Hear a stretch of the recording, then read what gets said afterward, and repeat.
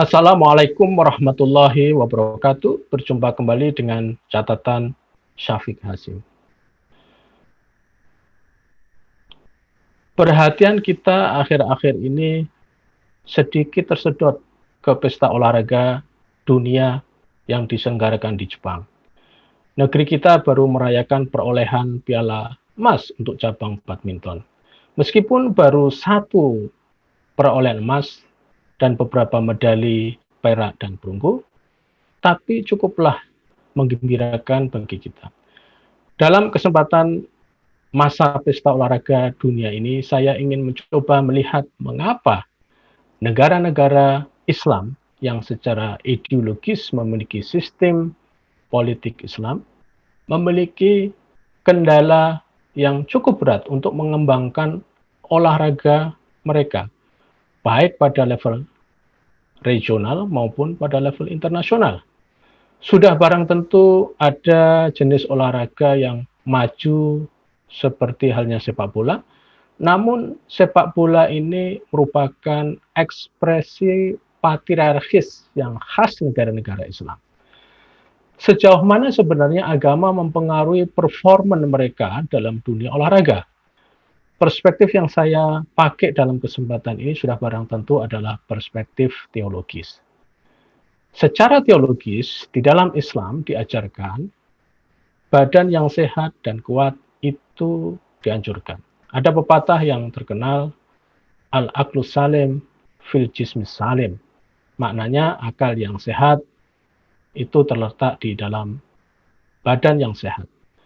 Ini bukan hadis maupun ayat Al-Quran, namun oleh awam pernyataan ini selalu digunakan untuk mendukung olahraga. Ada beberapa hadis yang mendukung olahraga, misalnya orang yang beriman badannya yang kuat lebih disukai oleh Allah daripada orang beriman yang badannya lemah. Bahkan ada sebuah hadis yang secara literal menyatakan ada 3 hal yang disunahkan untuk diajarkan kepada anak-anak kita, yaitu berenang, memanah, dan berkuda. Hadis ini populer di kalangan Salafi Wahabi, sehingga mereka banyak menyelenggarakan kegiatan memanah, berkuda, dan juga berenang di sekitar Jakarta dan kota-kota lain di pinggiran Jakarta. Meskipun anjuran olahraga ini kuat, namun pada pelaksanaannya harus tetap berpegang pada prinsip syariah. Salah satu hal yang harus dipegang misalnya adalah keharusan untuk menutup aurat dalam berolahraga. Apapun bentuk olahraganya. Bagi kalangan laki-laki, aurat mereka lebih fleksibel. Namun bagi kalangan perempuan, aurat mereka sangatlah rigid. Olahraga apa saja boleh dilakukan oleh kaum perempuan, asal mereka mematuhi ketentuan syariat. Sebagus apapun olahraga mereka, kalau tidak memenuhi syariah dalam hal penutupan aurat, maka itu tidak dibenarkan oleh kaum Salafi Wahabi. Meskipun jenis olahraganya sendiri diperbolehkan. Jadi, di dalam konteks negeri-negeri Islam yang Salafi Wahabi, ketegangan antara aturan syariah dalam berolahraga dan aturan olahraga secara umum itu terjadi, sehingga beberapa negara Islam tersebut tidak mengembangkan cabang olahraga yang sensitif pada pelanggaran syariah. Hal yang menarik lagi, di negeri di mana kaum Salafi Wahabi mendominasi seperti Saudi Arabia, persoalan olahraga bahkan tidak hanya terkait dengan aurat, namun lebih dalam lagi dianggap sebagai persoalan invasi Barat atas dunia Islam. Di dalam pemikiran kaum Salafi Wahabi ini, dunia Barat telah menjajah dunia Islam lewat macam-macam jalur. Lewat jalur film, musik, dan juga jalur olahraga. Di sekolah-sekolah Saudi misalnya masih ada anggapan yang sangat kental jika olahraga di luar berkuda, memanah, dan berenang itu adalah olahraga kaum Barat. Tidak memiliki dasar dalam Islam. Sepak bola misalnya dianggap sebagai cultural attacks atau serangan kebudayaan atas dunia Islam. Orang-orang muda Islam Saudi yang gila bola dianggap sebagai orang-orang yang mengalami kekosongan dan degradasi moral oleh ulama mereka. Hal ini misalnya dikemukakan oleh Hasan Muhammad Hasan dalam kitabnya yang berjudul Wasail Muqawamatil Ghuzwil Fikri til Alam Al-Islami, terbitan tahun 1981. Hiyam Mulki, ulama yang lain, dalam kitabnya Thaqafatuna fi Muwajahatil Infitah Al-Hadari, terbitan tahun 1995, bahkan menilai jenis olahraga selain yang 3 di atas yang dianjurkan oleh Rasul adalah bagian dari plot Zionisme. Bahkan menariknya lagi, yang diharamkan dalam olahraga selain yang dianjurkan oleh Rasul di atas adalah bukan hanya atletnya, namun juga kita yang menonton pertunjukan olahraga tersebut. Seorang ulama Salafi dari Lebanon bernama Syekh Faisal Maulawi, ketika menjawab pertanyaan orang yang nonton olahraga dianggap membuang waktu, menyatakan jika kita diperintahkan Nabi untuk menghibur diri dengan hal-hal yang dilegalkan, menonton olahraga tidak dilegalkan oleh syariah.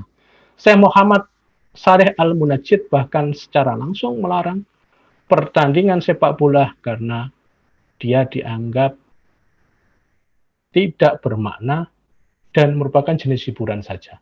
Sementara jenis hiburan yang melalaikan Tuhan itu jelas-jelas diharamkan. Bahkan ada sebuah kejadian yang sangat menarik ketika ada seorang perempuan muslim yang ingin menikah dengan seorang pemain sepak bola yang agamanya juga Islam, namun sang pesepak bola ini bermain di Eropa. Tanggapan Muhammad Shalih Al-Munajjid atas kejadian di atas, perempuan tersebut diharamkan untuk menikahi sang pemain sepak bola yang muslim yang bermain sepak bola di Eropa.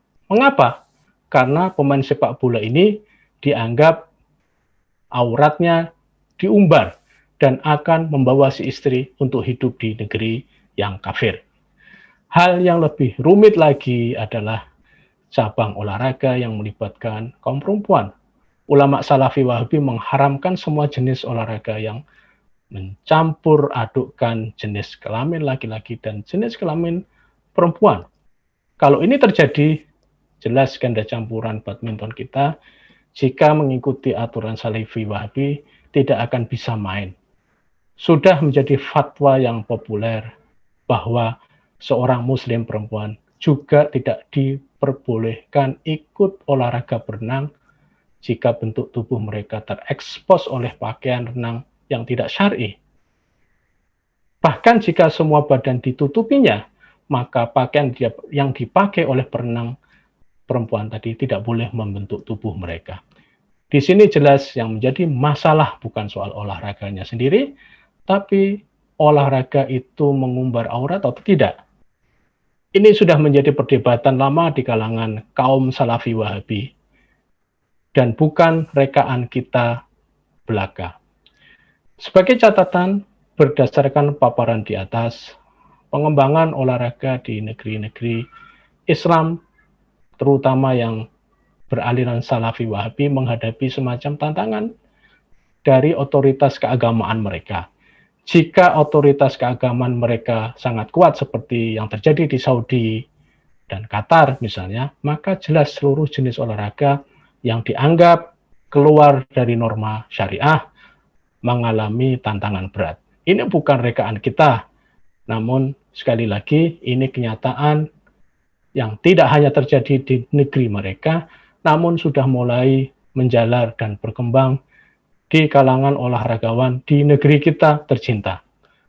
Akankah gejala membawa ajaran Salafi Wahabi dalam berolahraga terus menguat di negeri kita dan akhirnya menjadi tantangan pengembangan olahraga di Indonesia? Hal itu sangat tergantung pada kita semua, negara dan juga masyarakat secara umum.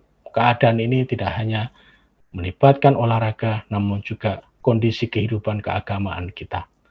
Apakah kita mau melakukan proteksi pada olahraga kita dari pengaruh Salafi Wahabi, ataukah kita membiarkannya? Demikian, wassalamualaikum warahmatullahi wabarakatuh.